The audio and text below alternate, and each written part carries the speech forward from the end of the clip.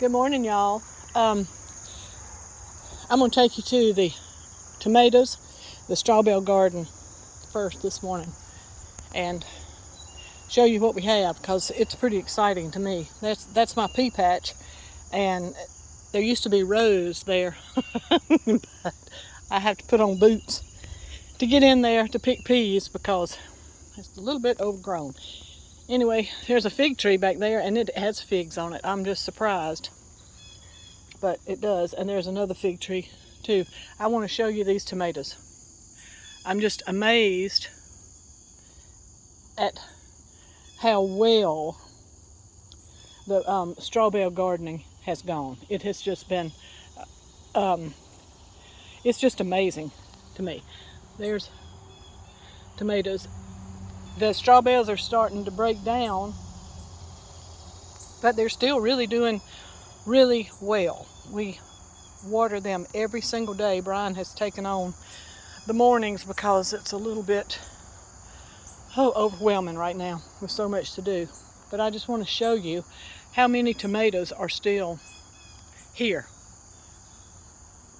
If you ever think about doing strawberry garden, I just encourage you to look into it and do it. This is black creme right here. I had one on the end right here that got disease, and so I took it out just yesterday, I think, or day before. So anyway, here is the proof is in the pudding, because we have been eating tomatoes for 2 weeks. There's lots and lots of tomatoes inside. I'm freezing some, cooking with some, eating some, and today is another day of putting some up, probably in the freezer. It's about time to make spaghetti sauce.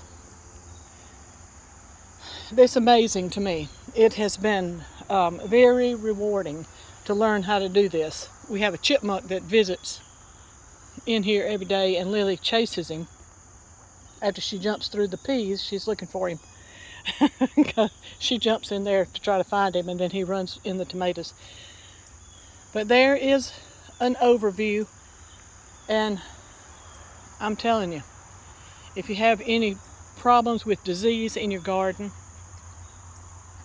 this is the way to go, because we had gotten where we couldn't grow anything.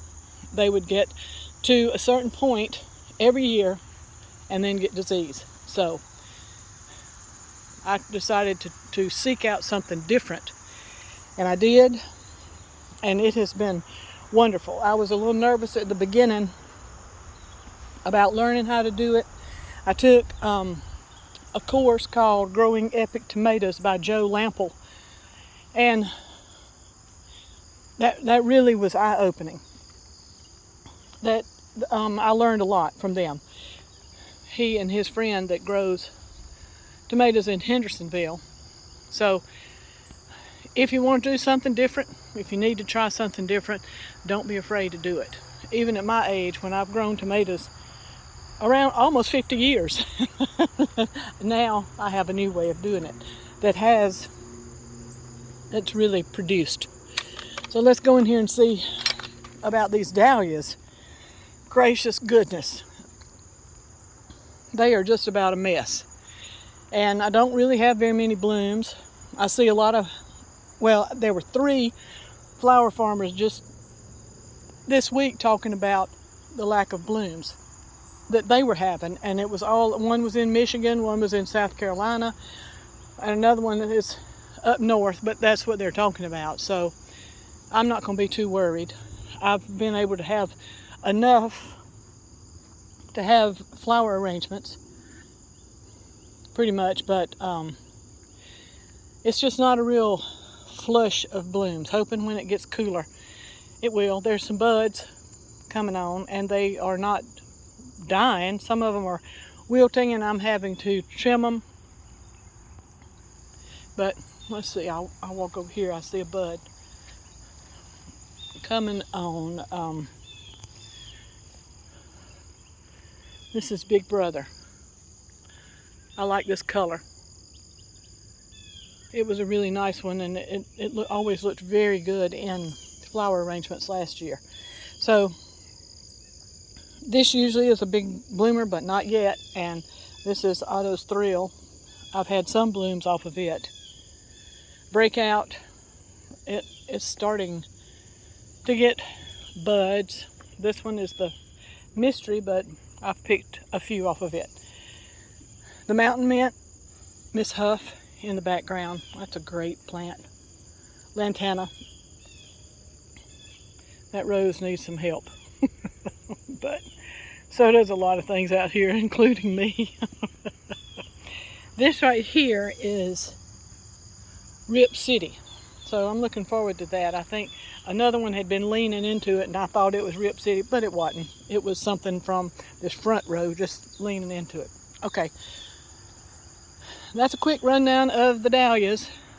They're still hanging on.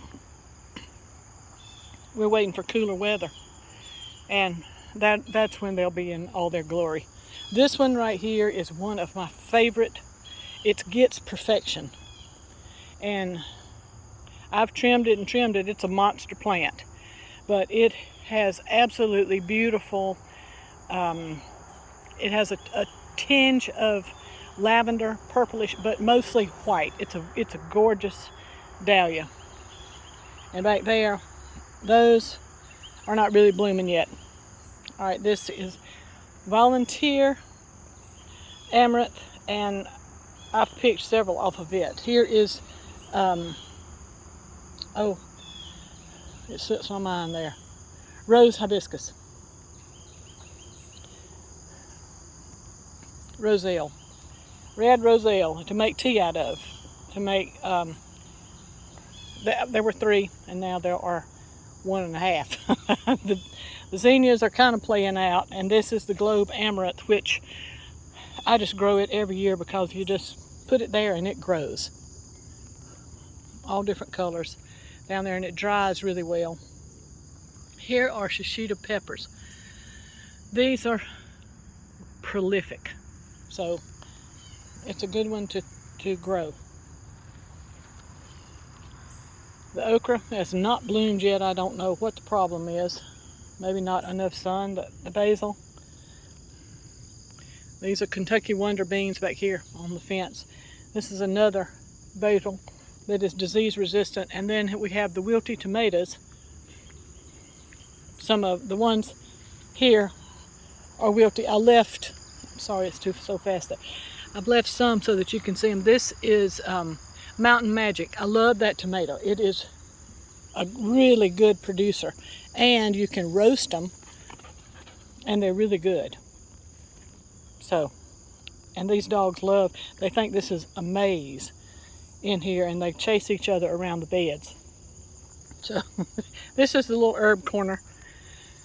We have pineapple, sage, lemon verbena, patchouli, and then another pineapple, sage, and more here.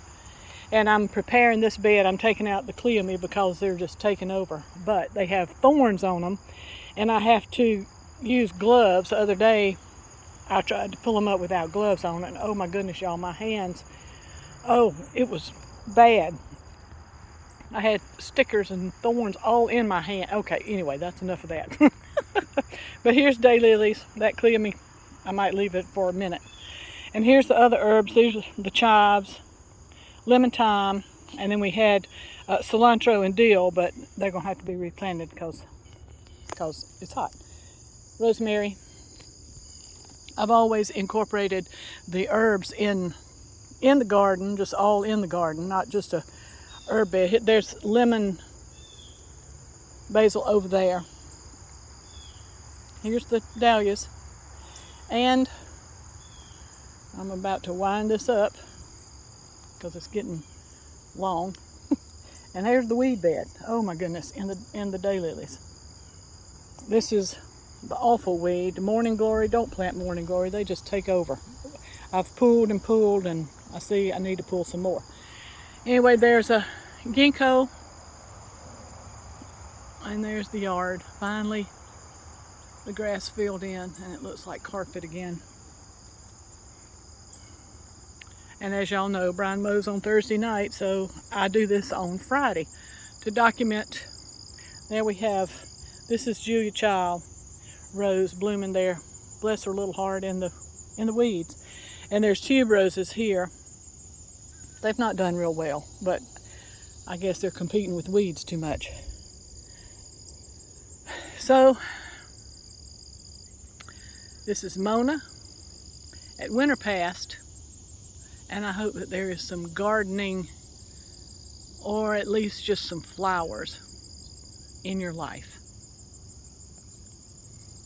So make it pretty.